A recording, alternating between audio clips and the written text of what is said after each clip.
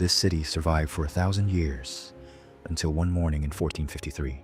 It all ended in a single day. Now I'm going to show you what it looked like from the inside, something no textbook can truly capture. Imagine a city that feels like it was built for the camera. Water on all sides, walls stretching across the horizon, ship masts filling the harbor, and domes flashing gold in the sun. This is Constantinople, the new Rome. For more than a millennium, it was the most coveted city in Europe and the Middle East, prized for its location, its wealth, and an architecture meant to tell the world one thing: civilization has a center, and it is here. I'll show Constantinople not as a postcard, but as a living system. Its water supply, its walls, its markets, its palaces, how it actually worked. Let's begin at the point where everything changes. On the site of the ancient Greek city of Byzantium, Emperor Constantine builds a capital, consecrated in the year 330. The urban space was conceived as a reflection of the heavenly Jerusalem on earth. In the 6th century, Byzantium's greatest building is raised, Hagia Sophia, the Church of Holy Wisdom. Outside are massive walls and buttresses, but the real wonder is inside.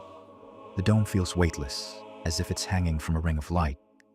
The windows beneath it create the illusion that the dome is standing on rays. Marble panels, columns, gilded mosaics, everything works together to make you feel you haven't entered a building, but a cosmos, where the ceiling is the sky. But the most cinematic place is underground. I'll show it in a minute. Running across the entire city was the Maze, the main imperial boulevard of Constantinople. On both sides stood colonnades, sheltering shops and workshops, and an endless stream of people, merchants and pilgrims, officials and soldiers. The Maze linked the city's squares one after another: the Forum of Arcadius, the Forum of Taurus, the Amastrianum, the Forum of Theodosius. Then, the streets split. One branch led to the Church of the Holy Apostles, and the other to the Forum of Constantine, a circular square surrounded by colonnades and market stalls. And rising above it all stood the Column of Constantine, a tall porphyry column, topped by the emperor's statue. It served as the visual anchor of the new capital, a sign for everyone: power is here.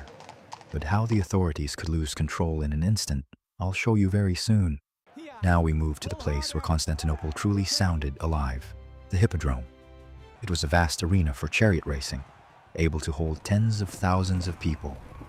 Along the central barrier stood ancient monuments you can still see in Istanbul today: the Egyptian obelisk, the serpent column, and stone stelae. They were trophies and symbols. Constantinople gathered the monuments of the world like an open-air museum. But the Hippodrome was more than sport. This is where street politics was born, where the crowd could pressure the throne, where fan factions became real forces. In 532, a riot erupted in the Hippodrome, remembered forever by the crowd's cry, Nika, victory.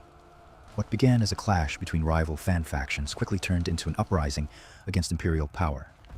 The streets filled with smoke, entire districts burned, and black ruins were all that remained of older building. But the empire endured and rebuilt itself once again. What an ordinary neighborhood looked like, where people bathed, where they bought bread, what the streets smelled like after rain. You'll find out midway through the video. But first, the palace. Next to the Hippodrome stood the heart of power, the great imperial palace. It wasn't a single castle, but an entire complex of pavilions, halls, courtyards, gardens, and galleries descending toward the sea. Mosaic floors and reception halls, everything here was built for ritual. A great city stands not only on domes, but on infrastructure. Constantinople had working aqueducts, and beneath the streets lay gigantic reservoirs. The most cinematic is the Basilica Cistern, a forest of columns in half darkness, reflections in the water, dripping echoes, silence. But the defining silhouette of Constantinople was not its palaces, it was its walls. In the 5th century, the Theodosian Walls were built, a moat, an outer wall, a space between, and an inner wall with towers, a triple defense designed to withstand a long siege. Constantinople was protected not only by land walls, but also by sea defenses along its shores. And in naval battles, the city terrified its enemies with Greek fire, a weapon that could burn even on water, turning ships into torches. Prisoners of war faced a grim fate, but we'll talk about the darker side of Constantinople a little later. Constantinople was not only domes and ceremonies, it lived an ordinary, noisy life. In the morning, the streets filled with the smell of bread and smoke. Bakers opened their shops. Water carriers hauled heavy skins. One of the most familiar places for city residents was the public bathhouse, a legacy of Roman tradition. People came here to wash, to heal, to warm up in winter, but above all, to talk, discussing the news, market prices, rumors of war, and arguments about faith. Arches, marble benches, humid steam, the sound of water in the pools. The baths were part of everyday urban life, almost like a modern public space. And in these warm halls, it was especially clear that Constantinople was not only great stone monuments, but the lives of ordinary people between them. Now let's step into the places where Byzantine aesthetics were born. In workshops and monasteries, scribes, illuminators, goldsmiths, and mosaic artists worked. They created books on parchment, struck crosses in metal, and laid mosaics where gold was not just decoration, but a symbol of heavenly light. Constantinople exported not only goods, but style itself, icons, textiles, enamels, and ideas. But every great trading city had a shadow side. This was the slave market district. Here, human beings were bought and sold. Those brought in after wars, raids, and sea captures were put up for sale beside everyday goods, another kind of living cargo in the empire's economy. Now, let's travel to the water. The Golden Horn was a natural harbor that turned Constantinople into a trading hub. Here were docks, warehouses, markets, and ships from distant seas. And yet, architecture does not guarantee eternity. In 1204, the Fourth Crusade captures Constantinople.